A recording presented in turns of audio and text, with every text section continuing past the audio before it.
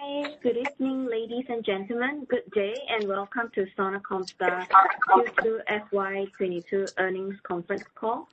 Please note that all your participant lines are in the listening only mode as of now. There will be an opportunity for you to ask questions after the presentation concludes. Please note that this call is being recorded. Some of the statements by the management team in today's conference call may be forward-looking in nature, and we request you to refer to the disclaimer in the earnings presentation for further details. The management will also not be taking any specific customer-related questions or confirm or deny any customer names or relationships due to confidentiality reasons. Please refrain from naming any customer in your questions. Now I'll hand over the floor to Mr. Kapil Singh, Head of Consumer and Digital Commerce Research India and Lead Autos Analyst at Nomura. Hi Kapil, please go ahead. Thank you. Thank you everyone for joining this call. Good afternoon. To take us through Q2 FY22 results and to answer your questions, we have with us Mr. Vivek Vikram Singh, MD and Group CEO, Mr. Kiran Manohar Deshmukh, Group CTO, Mr. Vikram Verma, CEO of the Driveline business, Mr. Sat Mohan Gupta, CEO of the Motor business, and Mr. Rohit Nanda, Group CFO. I will now hand over the call to Mr. Vivek Vikram Singh for his opening remarks and the presentation. Over to you, Vivek. Thank you, Kapil, and good day, everyone. On behalf of Sona Comstar, I'd like to welcome all of you to the earnings call of what has been in financial metrics our best quarter yet. We'll begin, as usual, with our vision, which we have tweaked a little bit after some excellent feedback from one of our new public shareholders. And because we're a company with a global customer base, global presence, and global competition, we have modified our vision from India's most respected and valuable auto technology company to one of the world's most respected and valuable auto technology companies. Our story is a testament to that long-term vision. We started small, but with an unbeatable technology advantage of precision forming, which has allowed us to grow at nearly 50% CAGR in the first 12 years. In the next phase, our growth moderated to a CAGR of 10%, but we improved our EBITDA margins to 25%, while adding differential assemblies as a new product. Our third phase was truly transformational. We massively expanded our export business, our customer base, as well as our product portfolio. We also started our EV journey here in 2016 with gears for electric cars, and later vertically integrated upwards into making the full final drive assembly. We also did a fairly value accretive acquisition of Comstar, and this, along with our fantastic organic growth, helped us achieve over 32% CAGR growth in the last 5-year phase. All this while simultaneously increasing our EBITDA margin to nearly 28%. While our fourth phase begins now, I will like to highlight that in our 22-year journey, we've grown at an incredible rate of 36%, while always sustaining excellent EBITDA margins. And at any phase in our story, we've exceeded the industry growth rate by many, many times. Revenue beta pat hoga Excel mein. Isme wo add kar dena. Devrishi, may I request you to go on mute? Sorry for that, gentlemen and ladies. Yes, our values, our results rest on the foundation of our values of integrity, vitality, agility, and frugality. And by staying true to our value system, we hope to continue delivering strong results on all three: growth, margins, and returns like we have so far. We feel that we managed to build quite a unique business by having these three things: large EV revenue share, good scale and high growth, while achieving and maintaining remarkable financial performance. I'll touch upon each of these three aspects in the context of our first half and latest quarter in the next 3 slides. First, we begin with EV. Our BEV revenue share has increased to 21% in H1 from 13.8% in FY21. Our EV revenue in absolute terms has grown by 223% to over 220 crore in the first half. It also gives me great pleasure to report that in the last quarter, we've added 3 new EV programs, 2 from existing customers and 1 from a new customer. With this, we have reached now 20 EV programs. 7 of these are in serial production as compared to 5 last quarter, while 13 are in the order book. These 3 new programs cover 3 different products. A differential assembly program for a compact electric passenger car maker in Asia, who's also a new customer. And strategically, this is a very important win, and I'll elaborate upon this and the importance of this in a later slide. We've also won a differential gears program for an existing North American customer, where the ultimate customer is a large North American passenger vehicle maker. And lastly, the third one, which is a PMSM motor program for an existing electric two-wheeler customer in India. Now we come to the net order book. At the end of Q2, this stands at 13.6 thousand crore or nearly $1.8 billion. For people who are joining for the first time, this is the aggregate value of the next 10 years revenue from all programs that are yet to commence or are still ramping up, minus the impact of all programs that will reach end of life, hence the net value. I want to clarify that when we say order book, we do not include running programs that are already in production. So this is over and above our current revenue run rate. Now the order book is obviously dynamic, and in Q2, since we consumed orders worth 16 billion and 1 new orders worth 12 billion, on a net basis, there is a reduction of 4 billion. Although what everyone has to understand that this is now on a much higher base rate of running revenue versus last quarter. If you see our growth, a lot of this growth has come because we have consumed this order book, because industry growth rate is actually been negative. So this is our growth. Now, of course, we want new order intake, and it always is much higher than orders consumed each year. But this is, as you would understand, hard to predict or manage on a quarterly basis, because order wins are discrete and unevenly distributed events. So we've had quarters where we've added 40 billion to the order book, and also where we've added nothing at all to the order book. A full year, in our opinion, is a much better time frame to measure and monitor new order intake.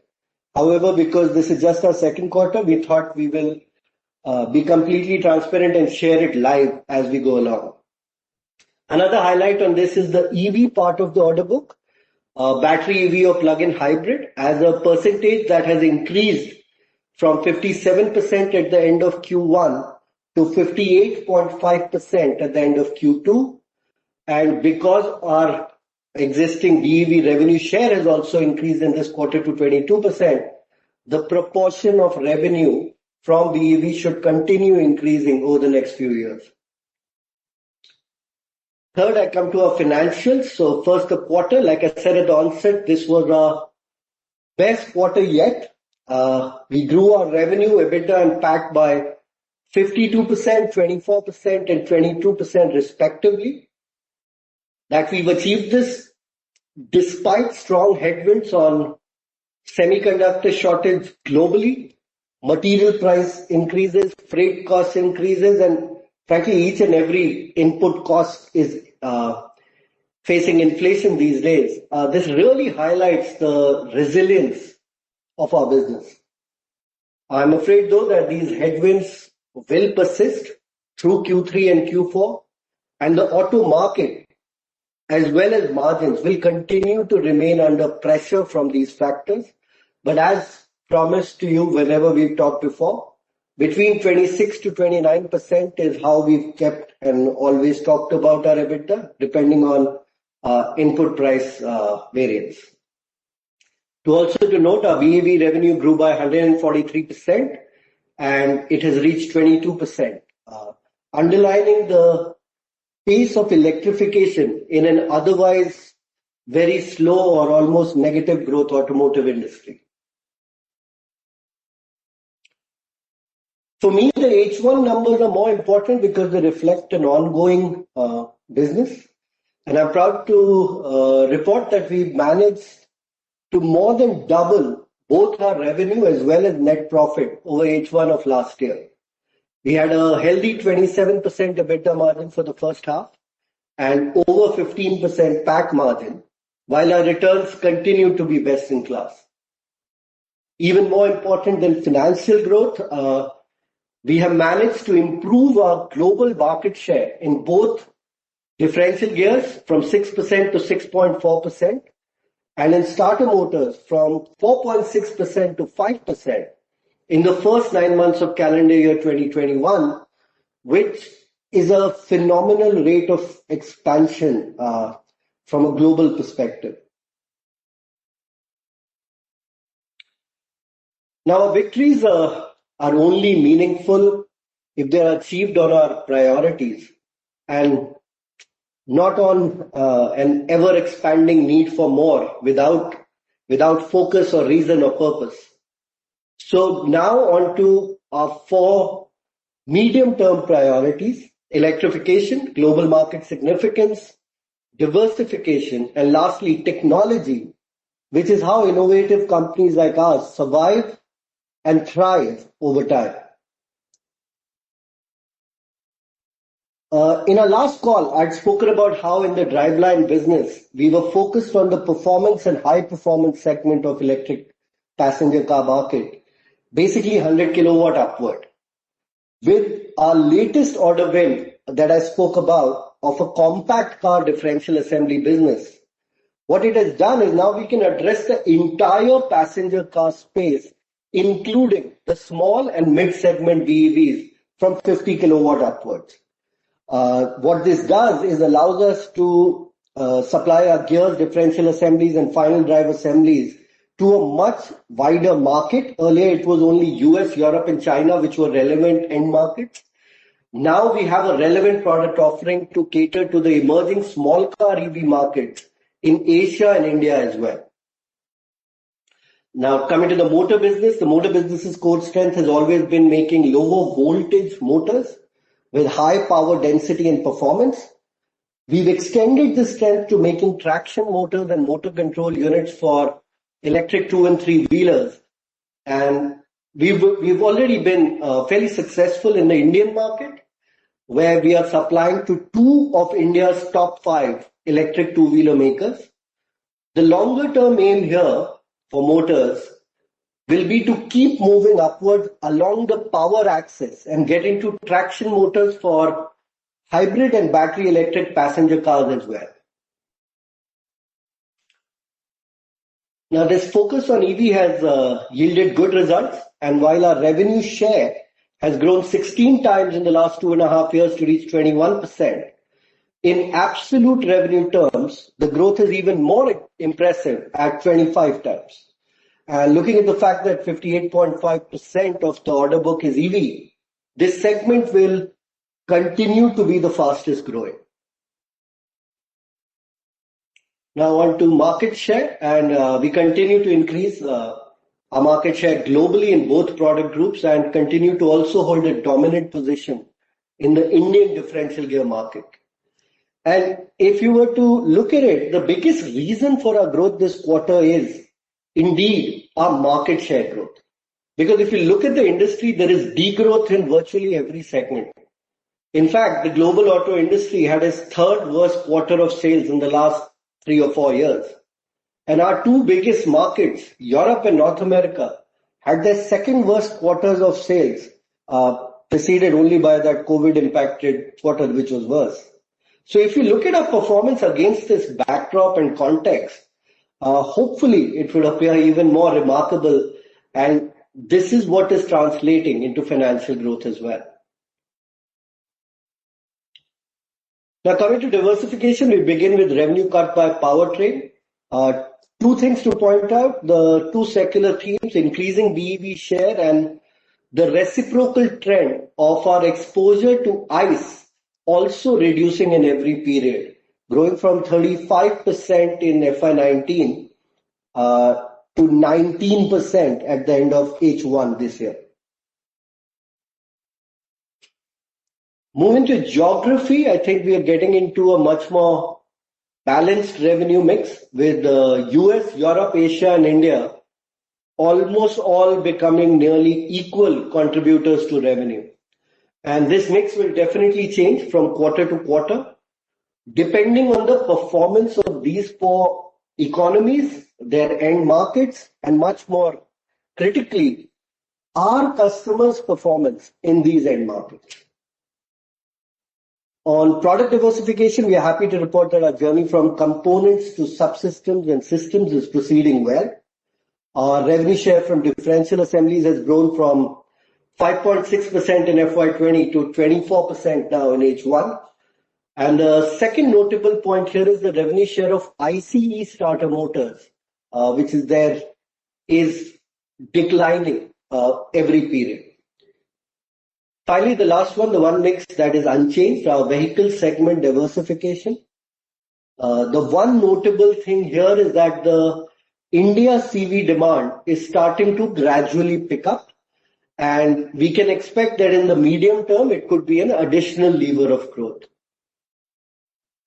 With that, I will turn the call over to our Group CTO, Mr. Deshmukh, to discuss our approach to technology. Over to you, sir. Thank you, Vivek. Good evening, ladies and gentlemen. Tony Seba and the Rethinks team found across diverse fields that once a tipping point is reached, it takes a new technology 15 years to go from nothing to being dominant. During the same period, the old technology is decimated, catching the incumbents by surprise. This rule has repeated for over 200 years for products as diverse as fabric dyes, car tires, nails, cameras, to cars versus horse cars. It is our firm belief at Sona Comstar that the tipping point of electrification was last year, and in 15 years or by 2035, ICE engines would be reduced to negligible global market share. This rule happens due to a causal feedback loop led by three actors: the governments or the regulators, the financial markets, and the consumers. Government support subsidizes the cost of the adoption of new technology and lowers investment risk.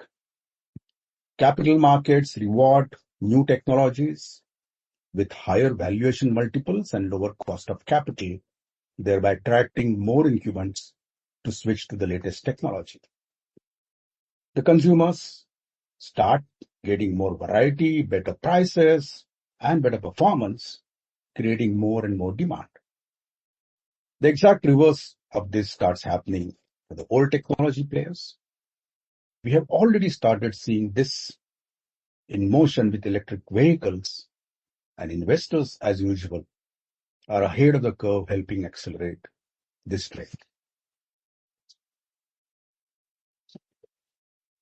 During the last quarter's earnings call, Sona Comstar's technology roadmap, which is fully aligned with this trend, was presented. Such roadmaps are for the long term, and they don't change in few months, unless, of course, there is a significant disruption in society. Our strong belief in the electrification of mobility dates back to 2016, when we focused on the emergence of EVs, acquired Comstar, and developed products to meet the needs of electric vehicles. Today, we supply a variety of products for electric passenger cars, electric three-wheelers, and electric two-wheelers. And we will continue this journey and make more products to support the electrification of the drivetrain.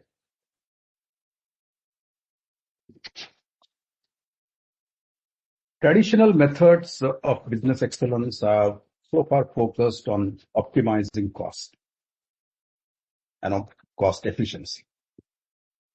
Today's businesses need to be steadfast in the volatile, uncertain, and complex world, while also being efficient. Recognizing this, we embarked on our Industry 4.0 journey with a vision to use technology to achieve a delicate balance between efficiency and the resilience. We implemented various initiatives to digitalize our factories to make our operations smart. While our strategic intent drove these initiatives, the scaling up was possible only if we had able, competent, and skilled employees. To develop digital fluency and build advanced skills in our managers, engineers, and executives, we partnered with NASSCOM to roll out the Future Skills Program. Conceptualized and constructed by NASSCOM and supported by MIPI, the program aims to upskill our employees to face digital revolution across multiple functional areas. In the future, we'll work with NASSCOM to develop content suitable for the shop floor employees to bring digital literacy among the frontline associates. I will now hand it over to Rohit to cover the financial. Thanks, Mr. Deshmukh. Very good day to you all. It's my pleasure to share our second quarter and H1 results with you, wherein we are reporting the best ever revenue, EBITDA, and PAT numbers for the company. We'll start with the slide on the first half results. Vivek has already given you a snapshot of revenue, EBITDA, and PAT numbers for H1, so I'll focus largely on the key factors affecting these numbers. Our revenue growth for this period was diversified across all geographies, product categories, and powertrains, though the highest growth was seen in our focus areas of BEV in powertrain and systems, that is differential assemblies, in the product categories. EBITDA margin at 27% had a positive impact from operating leverage and product mix at 2.5% and 3.8% respectively. Despite price pass-through, RM cost increase has reduced margin by 3.7% due to arithmetic effect. It's important to understand how this arithmetic effect works, therefore we have made an illustration to explain it. I'll request Prateek to display the illustration, please. In this illustration, we have assumed a base selling price of 100 rupees for a product with a material cost of 45 rupees. In case of an illustrative 15% increase in the RM cost, both the selling price and material cost go up by the same amount. As you can see, there is no impact on absolute margin, but the margin as a percentage drops by 3.5%. An adverse impact of 3.7% in a similar way has come on our EBITDA margin due to this arithmetic effect. Besides this, RM cost increase, not having a pass-through arrangement, had an additional impact of 2.1%. Last year, first half EBITDA margin also had 2.1% higher forex gain, because of which the last year first half EBITDA margin looks to be a bit on the higher side. PAT margin at 15.7% was higher compared to the last year H1 because depreciation and interest as a percentage of revenue have gone down by nearly 4%. H1 of current year also had a one-time effect from exceptional income on account of reversal of IPO expenses, nearly 1% post-tax impact on the PAT margin. Next one, please. Now let me walk you through the YOY comparison of our second quarter numbers. We'll begin with revenue. Our revenue for the second quarter was 5.86 billion rupees with a YOY growth of 52%. Our BEV revenue grew by 143% to 1.24 billion rupees, constituting 22% of our total sales. Our revenue grew in all geographies but for North America, which was lower by 14%, mainly because of higher impact of chip shortage on some of our North American customers. On the EBITDA front, it grew by 24% to 1.54 billion rupees, wherein EBITDA margin was 26.4%. There was a positive impact of 1.2% due to operating leverage. Similar to the last slide, the arithmetic impact of the RM cost pass-through was 3.7%. RM cost increase without corresponding pass-through plus the product mix impact had an adverse impact of 1.7%. Besides this, EBITDA margin in the comparable quarter last year was higher by 2% due to forex gain. Moving on to the PAT for the quarter, it grew by 22% to 882 million rupees with a PAT margin of 15.1%. Lower finance costs during the quarter helped in an improved margin transmission between EBITDA and PAT. Next one, please. Now let me take you through quarter-on-quarter comparison for second quarter of FY22. Our overall revenue grew by 17% on a quarter-on-quarter basis, while BEV revenue grew by 28%. We saw revenue growth across all geographies on a sequential basis. Our global market share in differential gears and starter motors continued to grow and stood at 6.4 and 5% respectively based on the 9 months of the calendar year, indicating that we continue to grow faster than the market. Our EBITDA for the quarter grew by 11% on a sequential basis. Compared to the previous quarter, the EBITDA margin was lower due to product mix and increase in the RM prices. We expect inflationary pressure on the input cost of RM and services to persist at least in the near term. On the profit after tax front, our Q1 PAT included exceptional gain on account of reversal of IPO expenses with an approximate post-tax impact of 100 million rupees. Compared to the adjusted PAT for the first quarter, we had a growth of 22% in profit after tax. Depreciation and finance as a percentage of revenue was lower and has helped in improved transmission of profit margin between EBITDA and PAT. The financial performance of the company needs to be appraised in the context of continuing inflationary pressures on input costs, supply chain challenges, and fading effects of monetary and fiscal support globally. Next one, please. Now, on to the cash flows for the half year. Major sources of cash inflows for the first half have been the EBITDA of 2.93 billion rupees and the proceeds from the primary issue to the tune of 2.94 billion rupees. In terms of deployment or outflow of the cash flow, we used 2.6 billion rupees for the loan repayment. Capex spending was 1.47 billion rupees, and there was an increase in the working capital to the tune of 559 million rupees. Besides this, there were tax payments of 462 million rupees. On the whole, there is a net accrual of 395 million in the cash position, plus the treasury investments of 513 million which were made during this period. While we are on the cash flows, it's fair for me to provide an update on our estimated capex outflows in the current year.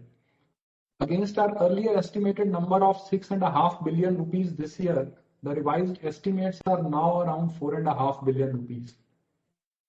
This change is mainly on account of logistical constraints faced by our capex vendors, pushing out nearly 1.8 billion of cash outflow to the next financial year. A large part of it was skewed towards the last quarter of the current year in any case. Further, there is a reduction of about 150 million rupees in capex due to efficiency improvements. It's important for me to add that this shift in cash flows is not expected to have any negative bearing on our overall expansion plans. Moving on to the key ratios. I will start with the ratio of value addition to the employee cost, which has improved to 5.7 times compared to 5.2 times last year. As I explained last time also, it's calculated by dividing material margin with the total employee cost and is used by us internally as one of the key operating metrics. A higher number implies operating leverage working more favorably relative to the comparable period. Our return on capital employed was nearly constant at 34.7% as compared to last full year.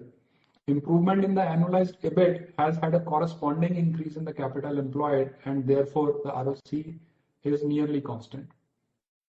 Return on equity stood at a healthy 31.4%, though it was lower than 36.4% reported for the last financial year. And that is mainly because of expansion of the equity base following our primary issue of 300 crores, which we have used to largely pay off the long-term debt of the company.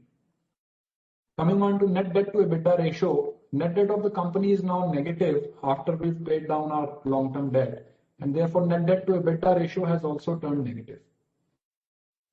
In terms of the turnover ratios, the working capital turnover and fixed asset turnover ratios have improved to 3.9 and 4 times respectively due to higher growth in revenue compared to the growth in both net working capital and net fixed block. With this, we come to the end of the quarterly earnings presentation, and I will now hand the proceedings back to Vivek.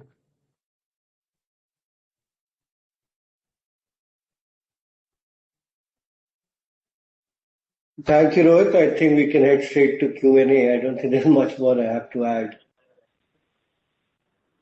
So, Kapil and Charuma. Okay, thank you very much. To all participants online, currently we are in the Q&A segment. If you have a question, you may use the raise hand icon located at the bottom right of the WebEx page. We will unmute your line and prompt you to speak, or you may also choose to type your question in the Q&A box and we will address it accordingly. Thank you.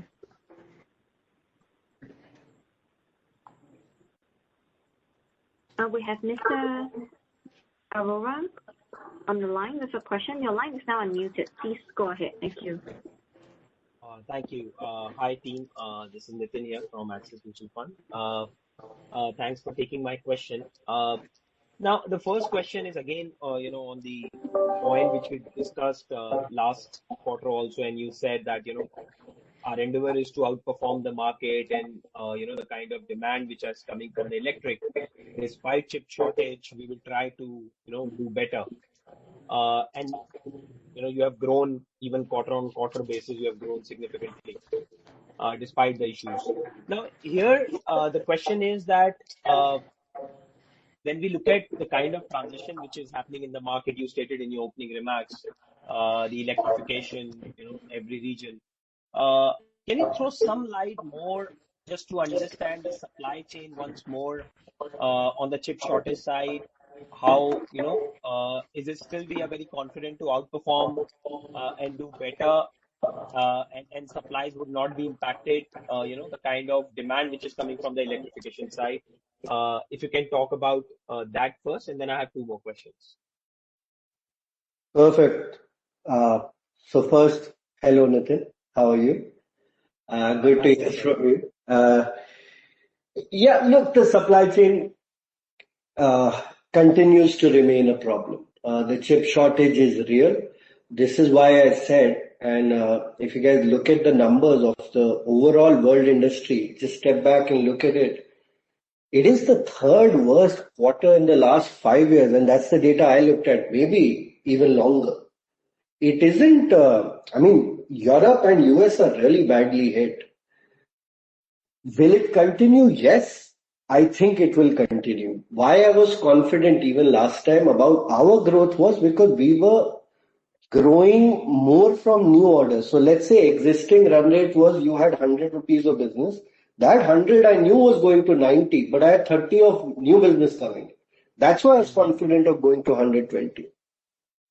I don't think it's improving anytime soon.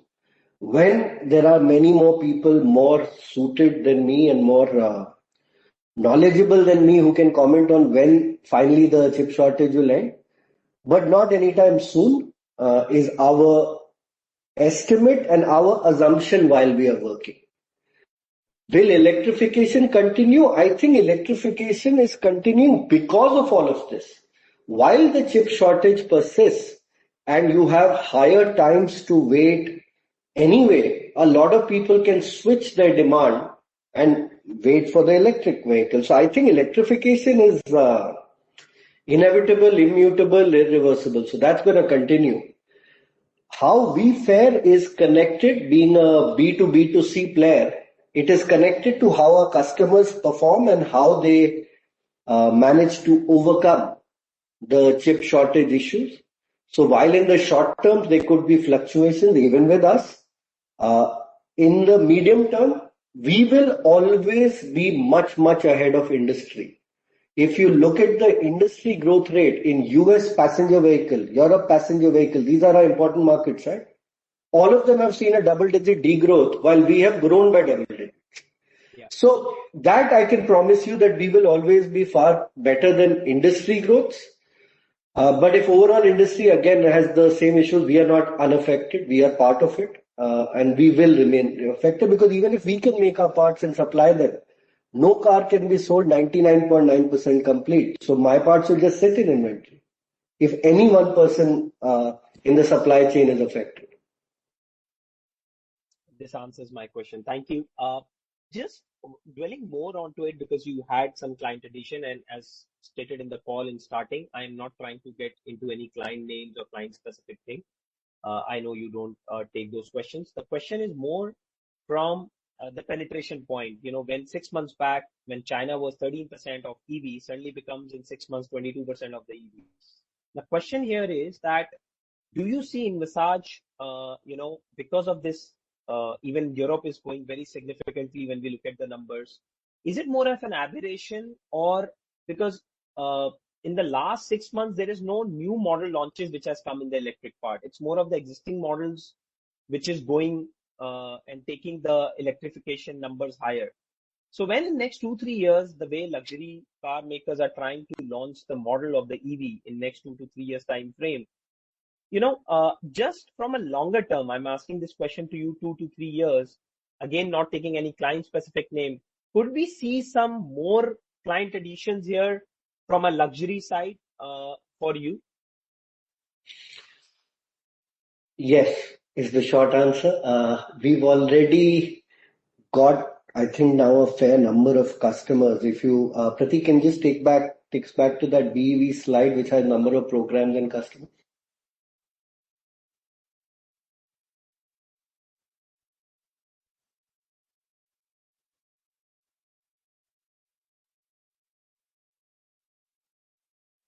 Perfect. So, Nitin, this is already 11 customers. In 3 years, we will have many more customers just because of the pipeline we have and many more new entrants. There are a lot of people who still don't have a significant EV model or a significant born electric platform. I mean, some of the car makers have retrofitted, I would say, for the lack of a better word, existing models with a battery electric vehicle powertrain. When they design some vehicles from scratch, they will come in and we will add more. And also to be noted now, right now my revenue, and if you saw 5 programs were what were fully ramped up last quarter, now it's already 7. When these 13 come in, the revenue will also become far more diversified across many customers, and it includes some of the major current automakers also, just that their programs haven't started yet. And I hope that in 2022-23, a lot of big programs will start. This is helpful. I'll come back, Vivek, in the queue, and thank you so much for answering it. No, thanks. Thank you. Hi, Satyam. Your line is now unmuted. Please go ahead. Thank you. Hi, good evening, team, and thanks for taking my question. First question to Vivek is that, as you have talked about that, your first set of BEV customers on the differential side were performance EV customers, and now you are trying to go down the curve and get more into mass market EVs as well, and you have had one order win from Asia. But just try to understand the dynamics, how that differs there, because with the performance BEV cars, we know what you did really well, the differentiation in terms of your ability to deliver high torque applications, right? So does the appreciation for that differentiation really go down as we go down the curve into mass market? And what will that manifest into? Will that manifest into lower margins? Hi, Satyam. Good to hear from you, and very good question. And I know that the last phrase you used is the crux of your question, but I will still answer the technical part of it also. Yes, just because a customer of ours makes a smaller sized vehicle or a lesser priced vehicle, it doesn't mean that they don't want to give their customer, our consumers, the car drivers, a better, more kicky driving experience, a more torquey car. So they are focused, and this Asian customer wants to make a really high torque zippy application. It just doesn't have to be EV for the sake of it. It should be a battery electric vehicle which is also fun to drive, high performance, while being smaller, right? What is important for us is to deliver, like we keep saying, more torque per gram. Now, keeping the constraints of a smaller car and a smaller package in mind, can we deliver a differential assembly which delivers that higher torque while not costing a bomb and doing it at the margins that we are used to? So to answer the last part, no, this would be equivalent margin to all our battery electric differential assembly projects that we are doing. Same. And that is the trick, right? To try, you can always get market share by lowering price without sacrificing price by designing the product to be more efficient, the materials to be more efficient, the gear design to be more efficient, that you're using less, hence it costs less. So you are price by sacrificing your profit, but you are reducing price by reducing cost of manufacturing, which is why this is very key for us. And it is an important win because it opens the door to many automakers who don't have the, the luxury EV offering only. Most of the car market is actually geared towards the hatchback, compact or small sedan space. So it allows us far greater access. Now we can access, I would say, the middle of the pyramid as well. Thanks, Vivek. Thanks for that. And if I can just also get an update on what's happening on our effort to win BSG customer. I mean, so far we have still not won an order, if I'm correct. So what's delaying this? Is there some challenge in, COVID-driven challenges, or are there some other issues here as well? And if you could also share some update on, how many customers we are in discussion with and what stage. Sure. So I'll request Sat to take it. But overall, no new win. If there was, I would have reported it. Sat, over to you. Yeah, thanks, Vivek. We are working with a few customers, both in Europe and in Asia. And generally, it's a very technology-driven component or the assembly. It has its own lead time for testing and validation. So we are engaged with right now around 4 customers, and the discussions are going pretty well.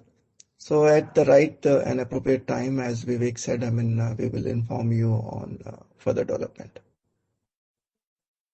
Okay, thank you for that. And lastly, one question for Rohit, if I may.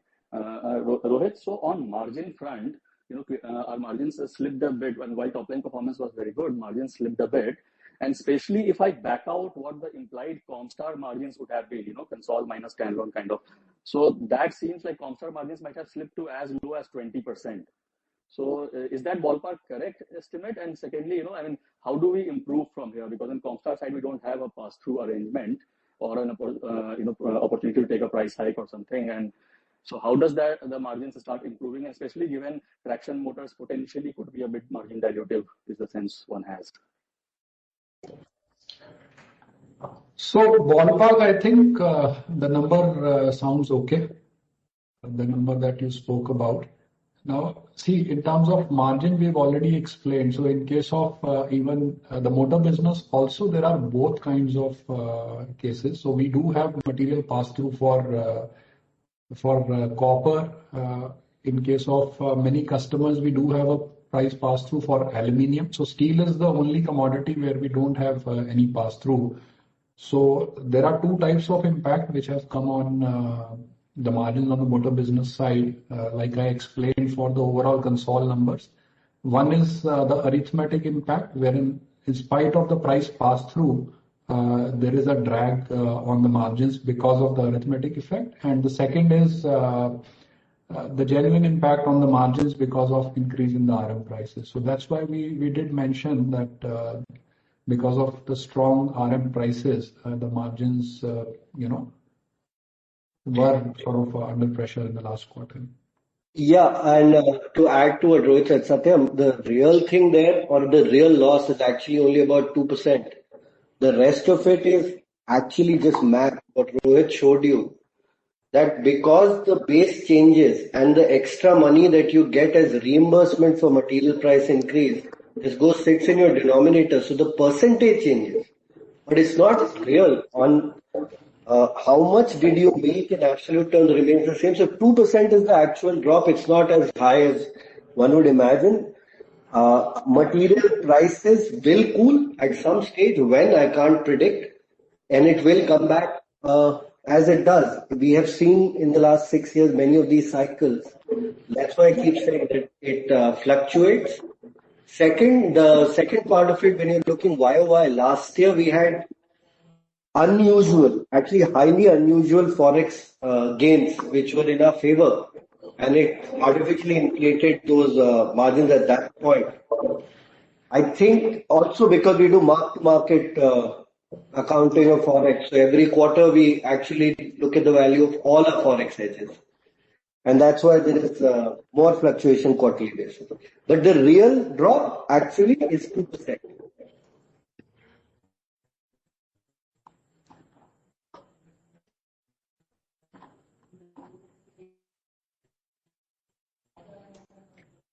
Okay, thank you.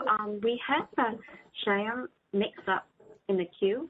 Hi, Shyam, your line is now unmuted. Please go ahead. Thank you. Yeah, hi Vivek. Good evening. Thanks for this opportunity. So my first question is, if you look at our geography mix, clearly China has done exceedingly well quarterly. So, I mean, without taking any name there, what's exactly happening from our supplies to China, and how do we think of this going forward? That is the first question. Hi, Shyam. So good to hear from you. One, we've actually added China and all of Asia, rest of Asia, to one thing called Asia, just for a comparison, because we were doing a very strange thing, saying North America and Europe, which were two continents, and then suddenly saying China, which is a country. So we put that. But you're right, a lot of the growth has come from that segment, because if you look at it relatively, China has degrown the least amongst all three major car markets. There is no other real reason. So if everyone was 100 and everyone dropped by, let's say 20%, North America dropped by, Europe dropped by 15%, and China only dropped by 2%, relative proportion in the mix goes up. That's all that happened. There is no new win or no new major program that ramped up in this quarter. It's a relative shifting of revenue. Okay. I think there is some shift in terms of classification. I think I misread. Yeah, what we did, ROW was a bigger chunk, which was also actually almost all Asia. Because if you look at these continents, Asia, Europe, and North America, and we take India out of Asia, of course, there is not much left in the automotive world. It's just UK and South America, which is 1% of our revenue. But Asia, biggest part of Asia is China and will continue to be China. Sure. Thanks for that, Vivek. So I think my other question on the margin, I think, was answered in the prior question. The last one, if you were to think about 17% sequential sales growth, what would have been approximately volume vis-a-vis realization increase? We saw realization, was it like 3.7 to 4% that we have also spoken about in the margin section. So just trying to get a split between volume and realization pass-through that we got in the top line. Sorry, I didn't understand now. Okay. Revenue growth at the console level on a quarter-on-quarter. Sorry, Shyam. Pratik, can you go to this slide so that we can also look at it while... Yeah, Pratik, can you go to that slide?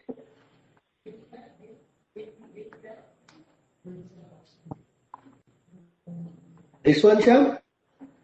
Yeah, revenue growth, if you see on a sequential basis, was up almost 17% at the console level. Just trying to understand how would have been the split between volume and realization increases that we would have got because of the commodity pass-through. That's all. Good question. I can't answer it just yet. It will require some clever thinking. Because volume, I have to think about gears volume, assemblies volume. There's so many products that will be hard to do. But you're right, there is a bit of what we call empty sales. Empty sales are basically nothing that you got because steel prices increase or copper prices increase. You just got the pass-through, right? And that is empty. I would say that would be a percentage, which is why actual EBITDA margins in that sense has not gone down that much. It just looks optically because there is some empty sales there. How much? I can't answer, but I will get back to you on this one. Okay, thank you. Actually, think about it, Shyam. I will answer that. What Rohit said, 3.7%. So 3.7% is that increase, which is the math part of it. Yeah, Vivek, but that is not on a sequential basis because second quarter we didn't have a price increase. There was only some pass-through. So actually between first and second quarter, there is no empty sales. I mean, the terminology used, so to say. And in terms of volume, I think it's a bit tough because there are 3 products or 4 products we are looking at.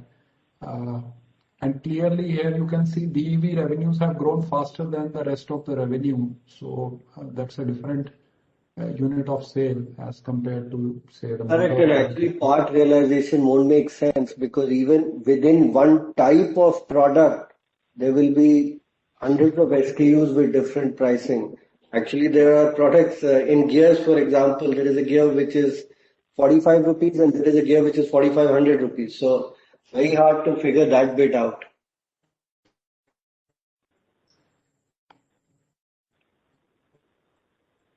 Okay, thank you. Next in line, we have Nitij. Nitij, your line is now unmuted. Please go ahead. Thank you.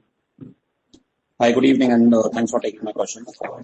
One thing I want to understand is what are you doing on the starter motor side differently that's helping you gain market share? I think the differential gear is a bit better understood, but on starter motors seems to have gained through the last 2 years. So what's really driving that? Hey, Nitij. Good to see you again. Sat, do you want to take this and speak a little bit about the differentiating factors or USPs of our starter motor?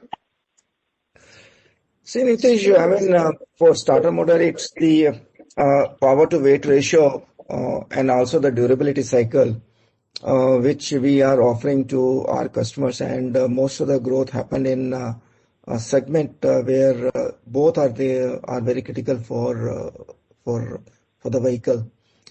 In addition to that, we are also giving a very good advantage to OEMs on the temperatures handling, and our starter motor can handle up to between -40 degrees to 120, 140 degrees. So these are the advantages we are offering as our standard package to the OEMs. And though other tier ones would ask for the premium on as far as the pricing is concerned, but we are offering these as our USP.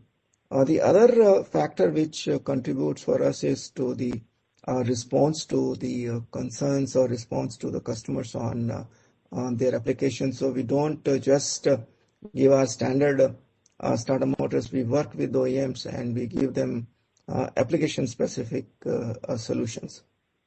So these are some of the advantages we are offering, and that's helping us to win businesses. Okay, thanks very much. And just quickly, can you share what are your utilization levels in both gears and motors? So gears at the end of first half around 75%. Assemblies, well, very close to 100%. In differential assemblies, the demand supply keeping us on our toes. I think in the motor business, for the starter motor segment, it will be between 55 to 60%. There we had installed a fairly high amount of capacity 2-3 years ago, so we have that available.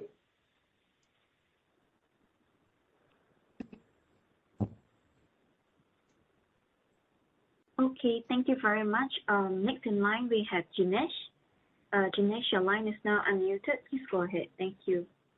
Hi, thanks. Vivek, continuing on the question of capacity, the starter motor capacity which we had put 2-3 years ago, can that be, is it fungible between starter motors and traction motors? How does it work? Sat, do you want to take that? Sure. These are the two different products, and it's some of the equipments you can use it, but primarily these are the assembly lines, so these are more specific to starter motors and the EV motors. But within starter motor, you can produce a different type of starter motors. It can range from 1 kilowatt to 3 kilowatt or so. So in that sense, it's fungible, but between two product line, it's very difficult.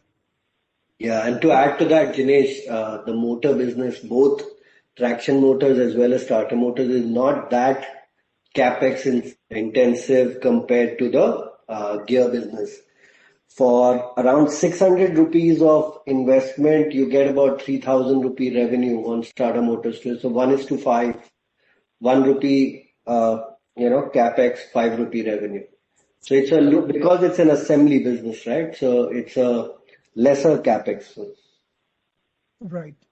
And with respect to the traction motors, particularly on the two-wheeler side, how well are we geared up for any substantial ramp up in the Indian market? No, great question. Actually, it's taking us by surprise, the speed at which the ramp up is happening. I think that is one of our key operating things that we look out for. So, Sat, how much is our BLDC capacity right now? Today we are at 150,000 units a year, and we are in the process of setting up and increasing the capacity to 400,000 units, both BLDC and PMSM. So, Jinesh, we are quite ahead because each vehicle only requires one.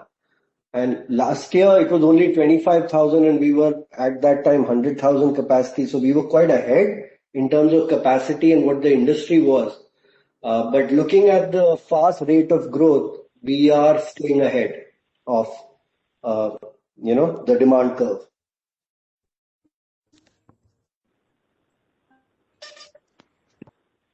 Okay, thank you very much. Next up in line, we have Priya. Priya, your line is now unmuted. Please go ahead. Thank you. Hi, Priya. We are unable to hear you. Would you be able to speak up, please?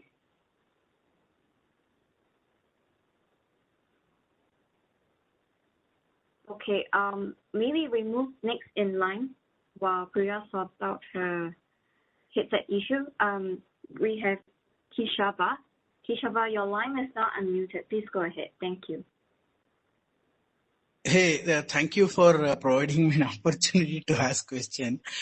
Hello, sir. So I have a couple of questions. One is, when will the government announce PLI schemes will start adding to the bottom lines? That's one question. And the second question is, I recently saw a tweet from you on the new factory setup being brought up. So how long will it take for that, and what would be the main components that you would be producing in that? Thank you, Keshav. Thank you for following me on Twitter. I didn't even know anybody saw those things. But yeah, it's a factory we are building in Chakan. It will be a plant where we'll make differential gears and differential assemblies. We also have an existing small plant in Pune that we will be shifting to this large plant. It is our largest plant yet at 10 acres. Should start getting operational. Vikram, you want to take that one on when and what the plans are?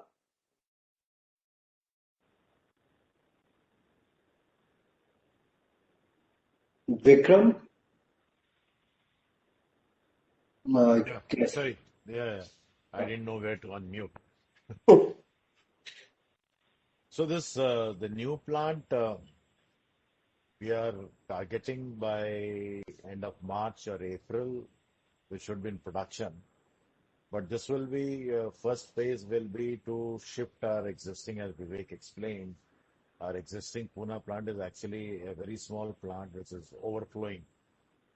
And then we are shuffling some businesses and redistributing our volumes from Gurgaon, which we are sending all the way to south and west. So we'll be redistributing and creating more space in Gurgaon because as the volumes are ramping up, we need more space to set up in Gurgaon. And while we will expand in Pune to cater most of the south and the west. Of course, we have a differential assembly business and we will grow the differential assembly business for the Indian domestic for the west and south. That's the overall plan.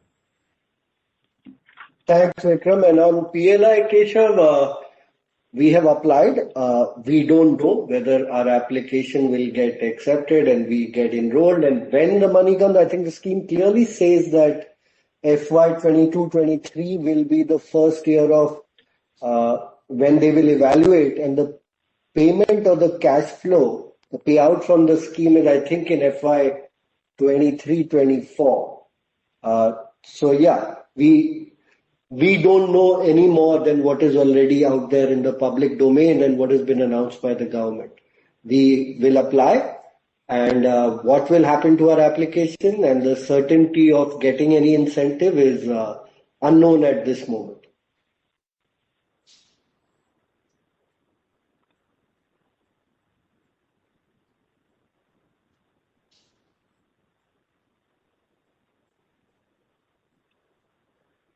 Okay, thank you. We have next in line, Naresh. Naresh, your line is now unmuted. Please go ahead. Thank you. Yeah, thank you for taking my question. First question is regarding BLDC. You said about this capacity being increased from 30,000 to 4 lakh units. So I just wanted to understand the timelines regarding that and whether we already have order visibility or we are currently in discussion and will be having those orders along when we get ready with this capacity. Sure. So one, Naresh, we already have 150,000 capacity, not 30. Okay. And we already, like I mentioned, we are already supplying on 3 motor programs to 2 customers in 2-wheelers and 1 in 3-wheeler. And yeah, we are in discussion with Sat can take this more on how many, but quite a few number of potential customers, but that's not anything to think about because only when you have confirmed purchase orders does it become real for us. But Sat, you want to throw some more light on how BLDC is shaping up? No, both the product BLDC and PMSM motors are shaping up pretty well. And we are in discussion with more than 15 customers having pretty good volumes forecast. As far as the capacity is concerned, I think we'll be ready by first quarter of FY 23 with a 400,000 capacity. So we are targeting May, June of next year where we'll be having the capacities.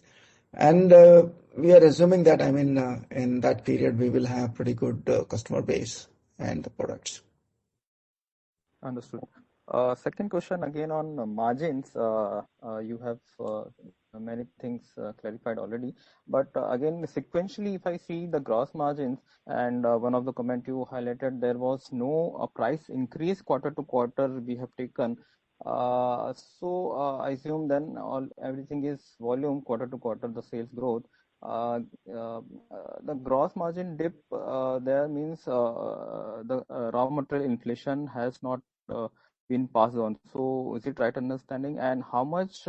After that, if I want to understand the raw material index, how much it has gone up after that also, so that cumulative, how much is still to be passed on?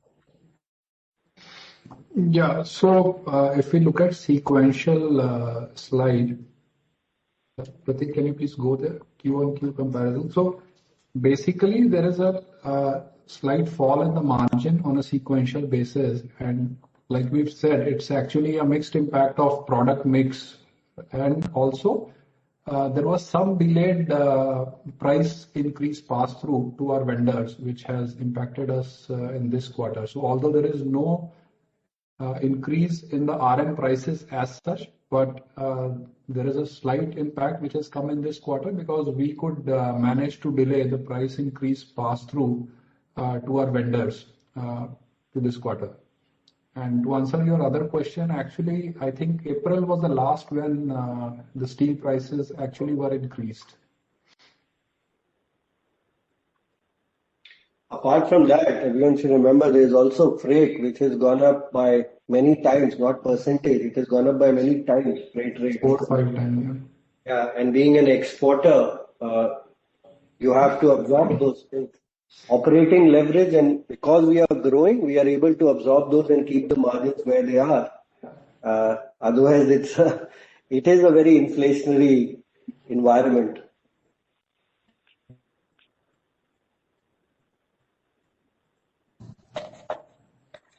Hi, Vivek, can I take a couple of questions from the queue as well? First, sir. Why not? So, one question has come that was there any RoDTEP benefit for H1 in the reported numbers?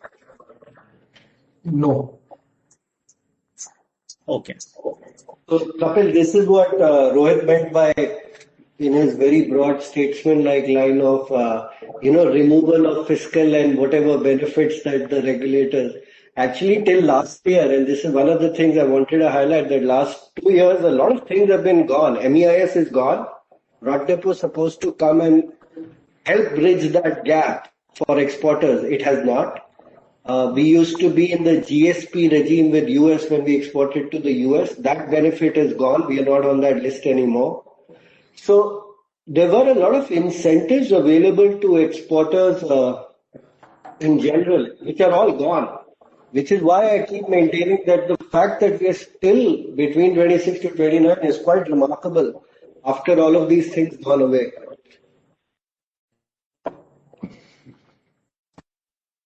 Got it. One more is from Priya Jay. Can you shed some light on collaboration with Nexus IRP on magnetless motors?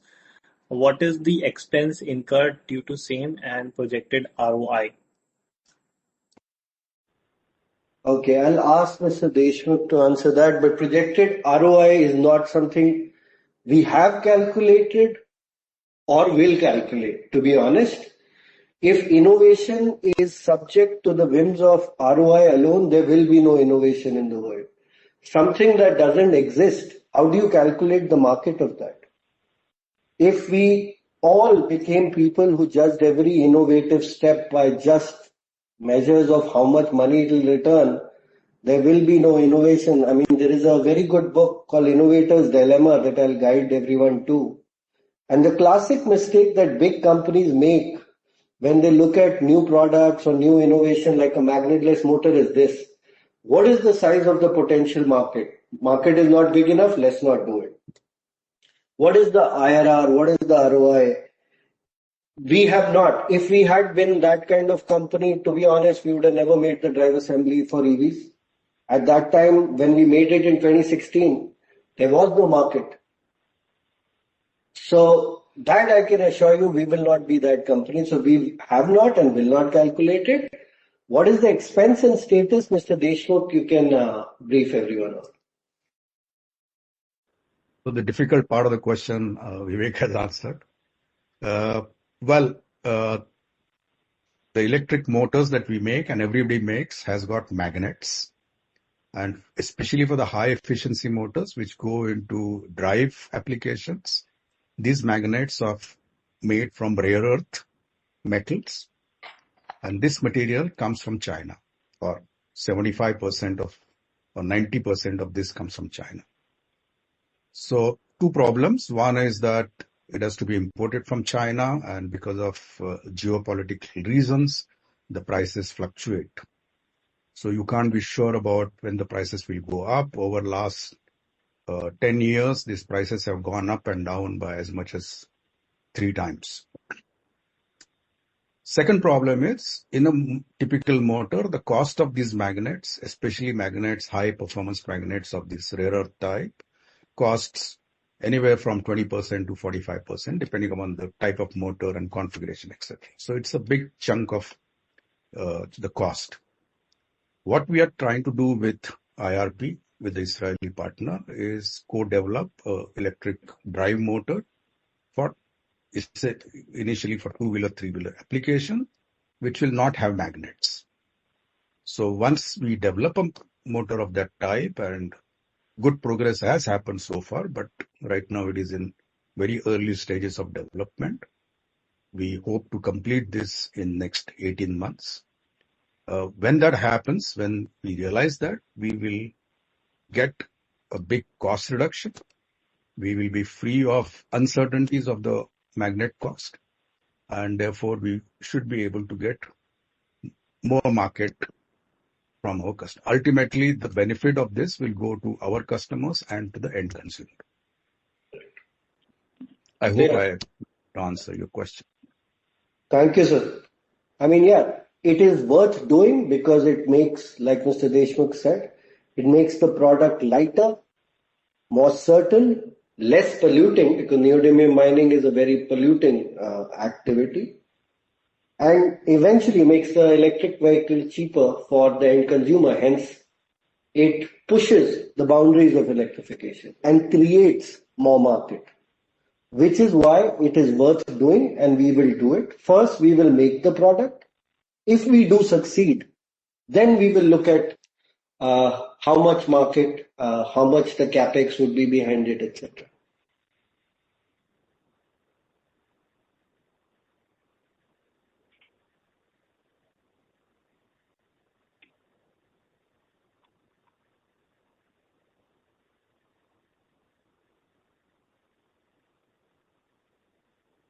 Hi, Jaiwa, can you take the next question, please?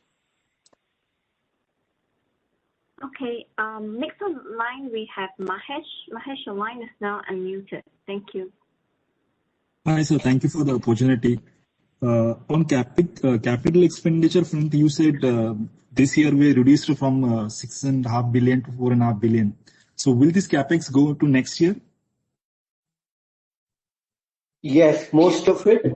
I think Rohit mentioned that about 15 crore was, we have found more efficient way. So 15 crore is reduced permanently, but rest of it will just shift by 1 quarter each. So what will be this number for next year, sir? Sorry? What could be the number next year on capital expenditure? So 180 crores is what is shifting from this year to next year. And I think original plan for the next year was around ballpark 150 crores. So that's where we are as of now. But obviously with new order wins and all, this can change.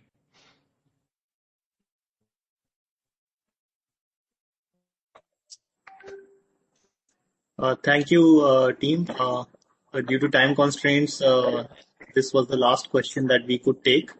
I would like to thank the management of Sona Comstar for taking out time. I know we ran a bit longer than what was budgeted, and thanks to all the participants as well. I'll hand over to Vivek in case there are any closing comments. No, nothing. Thanks everyone for attending, giving us your valuable time, attending our earnings call and showing interest in us and our story. We are committed to building a long-term business while ensuring continual alignment and transparent dialogue with our shareholders. Should you have any further questions or need any clarification from us, please feel free to reach out to us or to CDR India. Thank you once again and see you next quarter. Thank you. Thank you, everyone. Thank you. Thank you, everyone. Thank you, everyone. Thank you everyone for your time. You may now disconnect from the call. If you have any follow-up questions, you may email it to us and then we will pass it to the management accordingly. Thank you.